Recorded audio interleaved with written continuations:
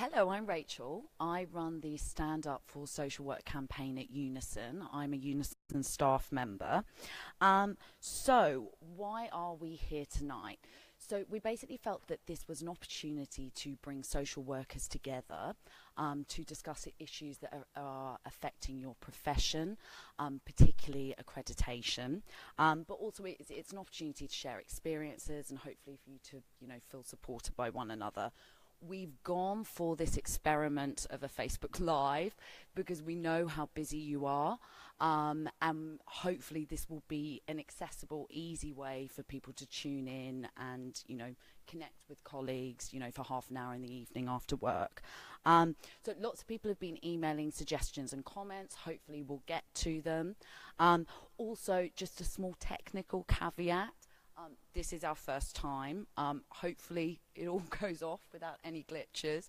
But if we do have any technical difficulties, we will just post this video afterwards. So yes, I think that's it. But the main point of the event is bringing social workers together. So without further ado, let me hand over to social workers, just introductions. So Kerie-Ann. Hi everyone, my name's Kerie-Ann and I'm a social worker. I've been a social worker for about 20 years and I've worked in lots of different roles, and currently I work for an inner city London local authority within children's social care and within family placements. And also I just want to say I'm speaking tonight as a member of my trade union, not as an employee. So I'm speaking as a member of my trade union. You know what, I should actually make that point. So everybody here tonight, they're talking as members of UNISON, not as representatives of their workplaces. So consider all the views, personal opinions. Ruth, do you want to just introduce yourself? Yes, hello there. So my name's Ruth and I'm a social worker. I've been working 11 years as a qualified social worker in lots of different teams. I'm currently working in a mixed team, a pod team, where I'm working in child protection and working with looked after children and court work and children in need, so it's quite diverse, and I'm quite concerned about this new system that's coming in and how it's going to affect a very stressed team already. Yeah, I bet. I think everyone here tonight has got really strong opinions. So Chloe, do you want to just introduce yourself? Yeah, sure. Hi there, I'm Chloe, so I'm also a social worker, and I've been qualified about sort of 4 or 5 years, and I work in a child protection team in London, and I'm also actually involved in social work education. Okay, brilliant.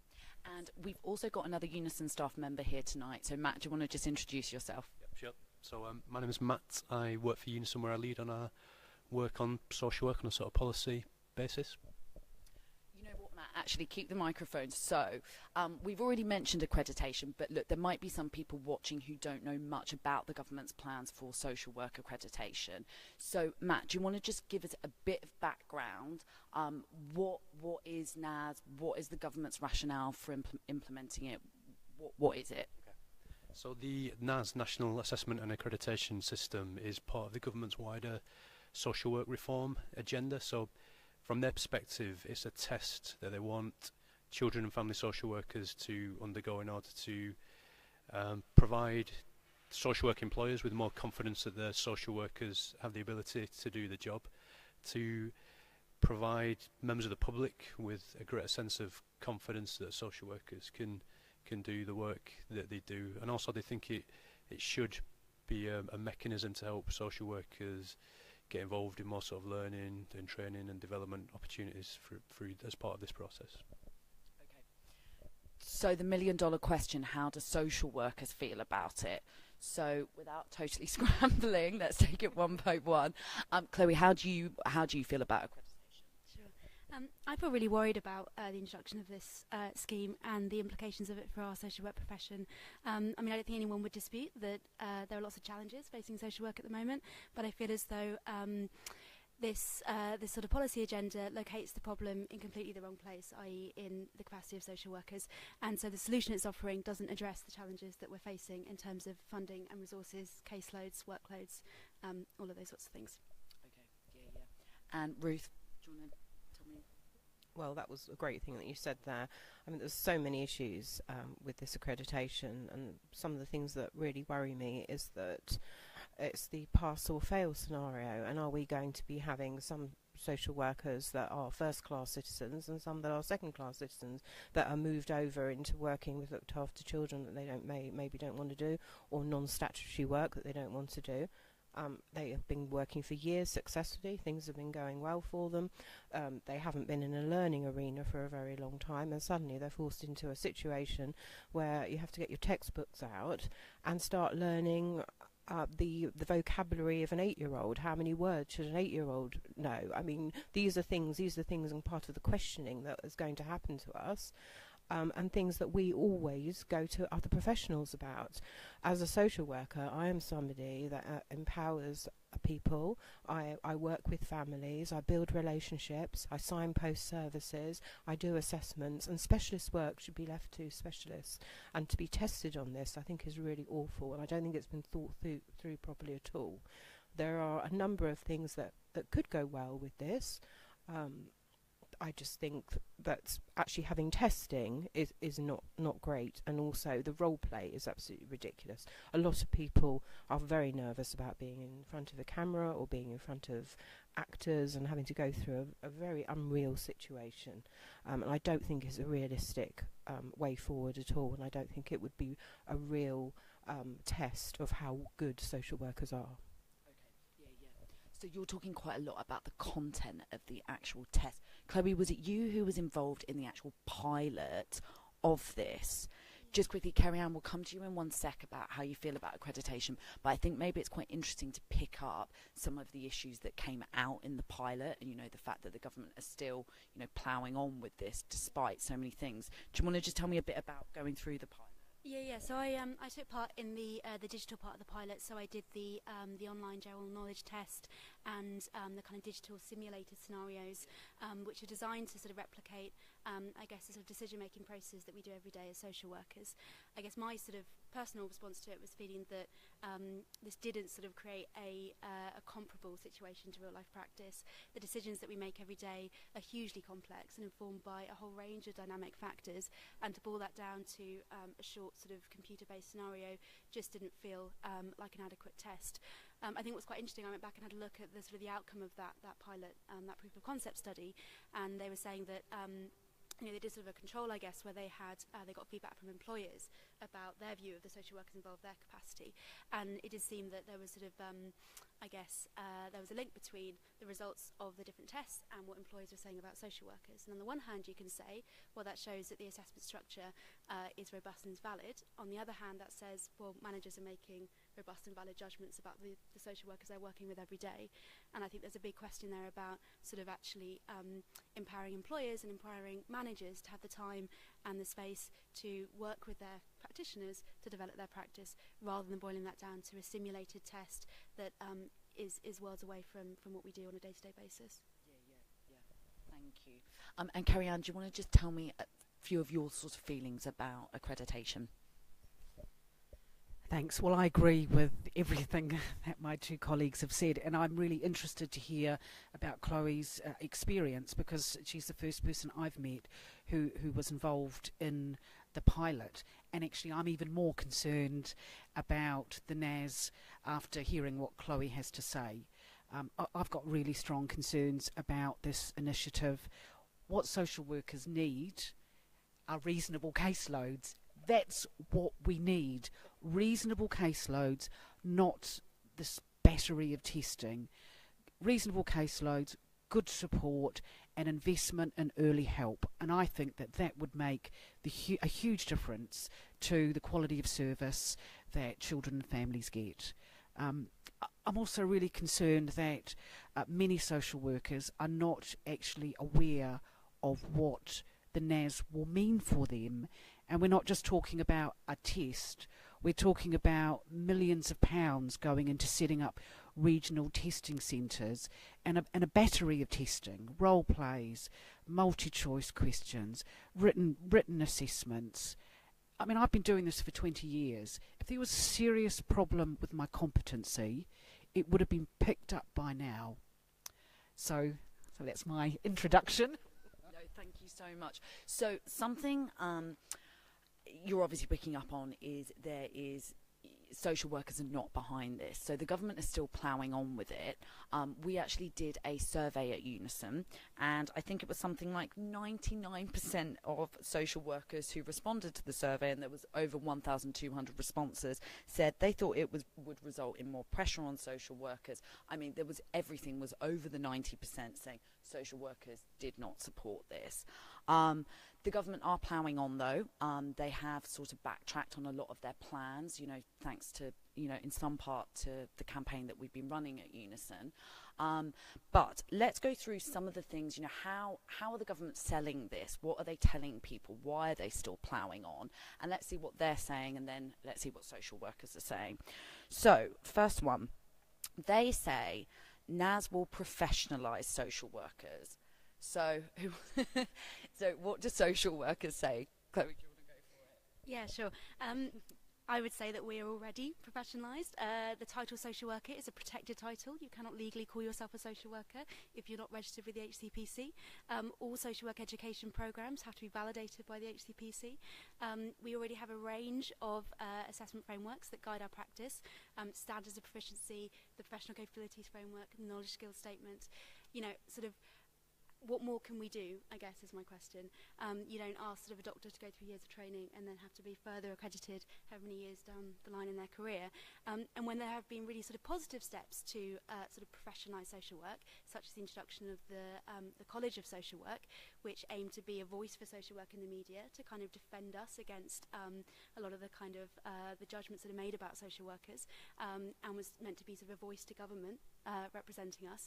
The government stopped funding it and it closed down. So, I just think there are lots more worthwhile ways that they could do this, but ultimately for professionals to practice professionally, they have to have the resources, they have to have the time, and they have to have good management support. They don't need more and more and more testing. Yeah. Okay. Oh, I'm just sorry everybody watching. I'm just being told that maybe the volume needs to go up a bit. I think maybe we're getting some comments saying it's a bit quieter. So I'm going to turn it up. Maybe if you've got headphones on, I don't know, you might want to take them out. But keep commenting and tell us if it's too loud or anything. Just keep coming. Oh, closer to my mouth as well. This is all live. So anyway, look, I think this is a really important one, because I think this is a way that the government are really trying to sell it to people, as this is going to assure the safety of your children and families, by professionalising people. So let's hand it round to everyone. Thank you so much, Chloe. Ruth, what do you think? NAS will apparently professionalise social workers. Well, I think it's a dreadful shame if people don't think that social workers are already professional. I think maybe the media is to blame for some of that, unfortunately. We are professional. We have a registered body. We have to do so many hours training every single year, which we have to evidence. We have to keep a portfolio. There are a lot of things that we do which ensures that we are professional. And I sign my friend's passport, so only professional people can do that. So I know that I'm a professional person. Brilliant. Carrie Ann. Well, on top of what both Chloe and Ruth have said, our employers also have sort of mechanisms for addressing practice if there are genuine concerns about poor practice. So as well as being registered, as well as having to do continuous professional development every year, as well as having to do many years training at university and passing practice placements, our employers then have got mechanisms to monitor our performance, and if there is genuine cases of poor performance, they can refer us to our regulator. So the notion that there's no sort of safeguards in place to protect the public is a false narrative. There really is already good systems in place to protect the public in cases of genuine poor performance. But poor performance is a different thing from under-resourcing and being a social worker who is grossly over-allocated their work. And I do want to make that distinction, because even the most competent social worker, if they're given 40 child protection cases, will never be able to give a good standard of service to children and families. So I do think we need to be really clear that there's a difference between poor practice and people who are over allocated and can't do what they need to do. Okay, brilliant. Thanks, guys. So on to the next thing that apparently the government say that is... Oh, sorry, I've slightly muddled up. So a Department for Education spokesperson recently said that the NAS, that social workers should see the NAS as empowering. How do you all feel about that? So, start with you again, Chloe. I guess my instinctive response is to say this doesn't feel empowering. This feels like another stick to beat social workers with. I think something that, makes the whole profession sort of cry out with anxiety and worry is clearly not an empowering process or mechanism. I think empowering processes are processes that encourage people to take sort of responsibility for their own learning and development. Managers who support social workers to identify gaps in their learning, that put training in place to address that support them to work in a way that is, is respectful and effective with families. I think a sort of a very sort of prescriptive process such as this is not an empowering process. Yeah. Okay. Yeah. Really good point. Do you guys want to make any more comments? Well, I don't think it's empowering at all. I think it's quite belittling in a lot of ways. And some social workers who are not very good at acting, for instance, are going to be failing on the role play, and it's horrifying for some people, and also it's just not realistic. I don't think it's empowering in the slightest. I think what would be empowering is to invest money into more resources for social workers, less caseload, and to have lots of good supervision, reflective practice, more training in relationship-based work so you can be more effective in your work, and to really support social workers to be the best social workers that they can be. This is the least empowering thing that I can see. Myself, I'm dyslexic, and for me, any tests are absolutely horrifying for me. I nearly didn't get through my social work course without the help of UNISON. It wouldn't have happened because I needed additional support. And if somebody is faced with digital tests, if they are dyslexic, they're going to really struggle, and they'll be losing really, really good social workers because of this. Yeah. Okay. Yeah. Thanks. Kerie-Ann, do you want to take it? Yeah. I mean, I think it's an absolutely absurd claim for someone to make, and I suspect that whoever made that has not actually talked to social workers, and I would suggest that they perhaps try and talk to social workers and get their views before they make certain claims like that. Yeah. Can I add a point to that? Yeah, of course. Just to say that something that did come out of the pilot studies that were done was that sort of different demographics, different populations of social workers did better or worse in the study. So to say that this is an empowering process when we know that actually it discriminates against older social workers, people who've been qualified for a long time, social workers from a black and minority ethnic background, it's just an absolute lie, isn't it? Can I say something more? Yeah, guys, keep going. Just because I'm an older social worker, so I think what emerged from the testing phase, which I think ran from for a year, I think it ran, and about 1,000 workers were put through the testing regime, and we were promised that there would be modifications to get rid of the inbuilt bias, and I've been watching out for what's happened on that, and I haven't seen any kind of definitive statements about, yes, we've modified the testing, yes, we've dealt with this. From what I can gather, it's going to be just sort of dealt with in the next rollout phase. But I mean, I certainly, as an older worker, I'm really worried about it anyway, but I'm doubly worried because I know I'm in the group which fares less well in the testing. Yeah. Okay. Yeah. So another issue with NAS has been the cost. So the minister obviously thinks that NAS is worth spending £23 million on. What do social workers think? So should we go Ruth first? Do you think it's worth 23 million? Well, I think it's the biggest waste of money. I just can't believe that is what? No, that is not okay.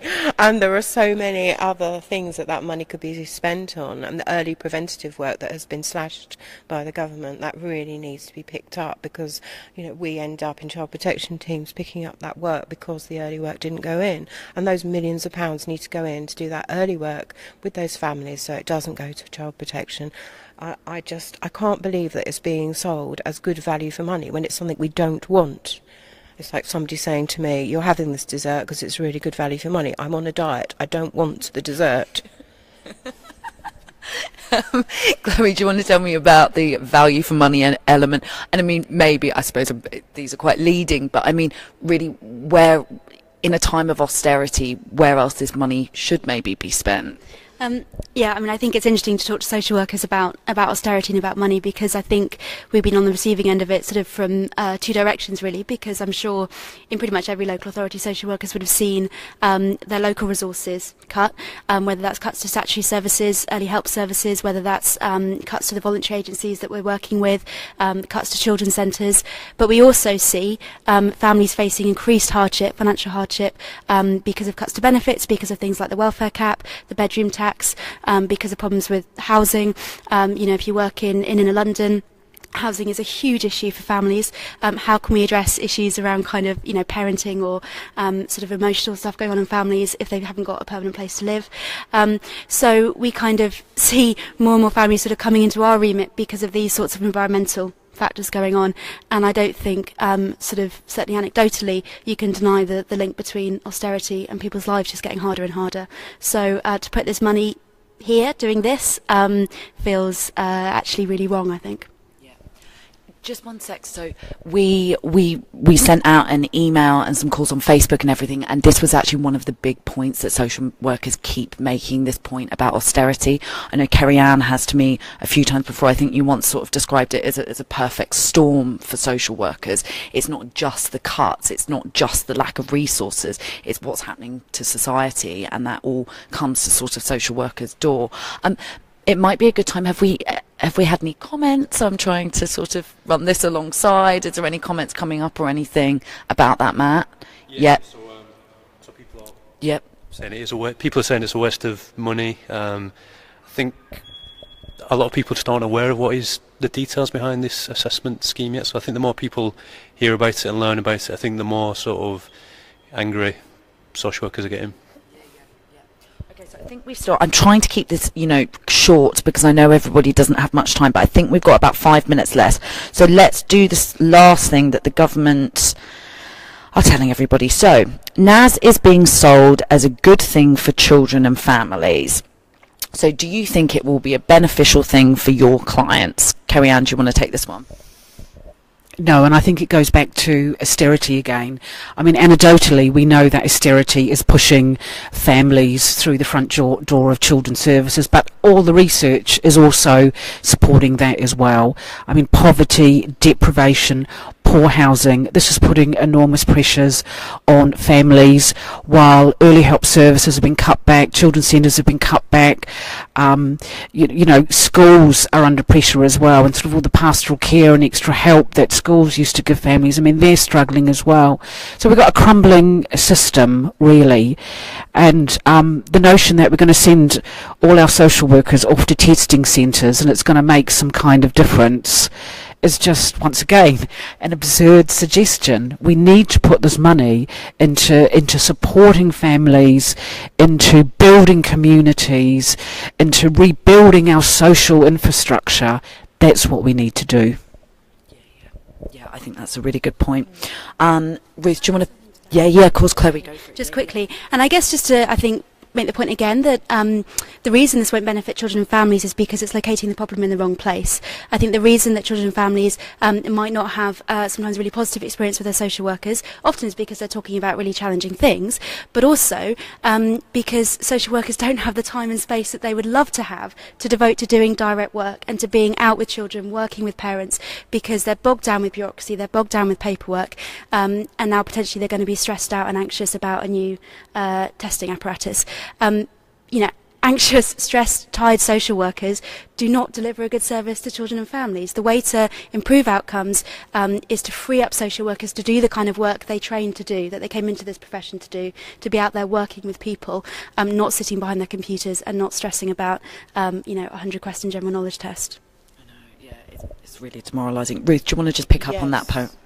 Yes, absolutely. I think the main point is here that people just have to trust their social workers. You have to trust your social worker. Your social workers are going to do the right thing for you and is going to be a professional person for you, and that they have had a lot of training, they have a lot of knowledge, and they will always be sharing decisions with their colleagues. Nothing happens on its own.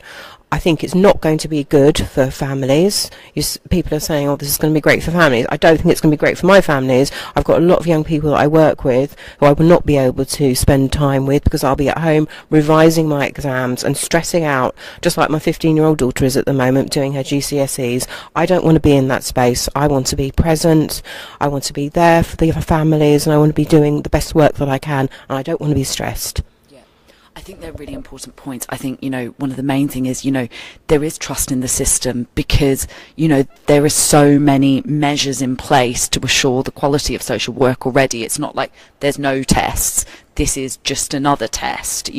People have to have degrees. There's so many things we've made, those sorts of points. And also, this is going to take social workers away from the front line. It's going to take you away from the work that you should be doing with children and families, making people live, better, safer lives, Yeah. Okay, so I think we're going to have to wrap it up. Something I would like to sort of come in on is where are we with accreditation? Because the government have actually changed plans quite significantly. As I've already mentioned, a little plug for our campaign, but I think, in some part to the fact that, social workers, so we've got a petition up at the moment, and I think we're on about over 3,000 social workers have signed it. Within a few days of putting that petition up, the government's announced rollbacks. Anyway, I'm going to pass over to Matt for an update on where we're at and sort of where we're going. Okay. So initially the government was planning on rolling out the initial phase of the NAS to 31 councils in England, but now I think in part due to the sort of pushback that they receive from the wider social work profession, it's not just been UNISON, it's been bodies like the Association of Directors of Children's Services, so groups that might not necessarily be too used to criticising government initiatives in this way. So the government now have said it's going to be rolled out in 6 councils next year. So we know that 2 of them are Manchester and Leeds. The other ones will be located in that same geographic area. We've also know from a talk that I witnessed at Community Care Live the other month is that in those 6 councils, taking part in the assessment will be a voluntary process rather than a mandatory one. So we don't know whether that has ramifications for the rest of the NAS, whether it will be voluntary for all other social workers. There are so many unanswered questions. We still haven't had the government's response to the formal response to the consultation when a lot of social workers sent in their complaints, UNISON sent in their complaints. So a lot is still up in the air, but it is clear that the government's under pressure and they really know that this is not a popular move. Yeah. No, Matt is right to make that point. All the experts in this, all, different sort of professional bodies, UNISON, social workers, everybody is saying, this is not the right thing for social work. So anyway, we're going to wrap up because we are on 7:30. So hopefully you've enjoyed this little event and it's been a nice thing to bring social workers together. This might become more of a regular fixture, we will see, but we are going to keep plugging on with the campaign to get NAS dropped. So please do sign the petition. It is on our website at unison.org.uk. So please go on there, sign the petition and keep up to date with the campaign and get involved. All right, thank you.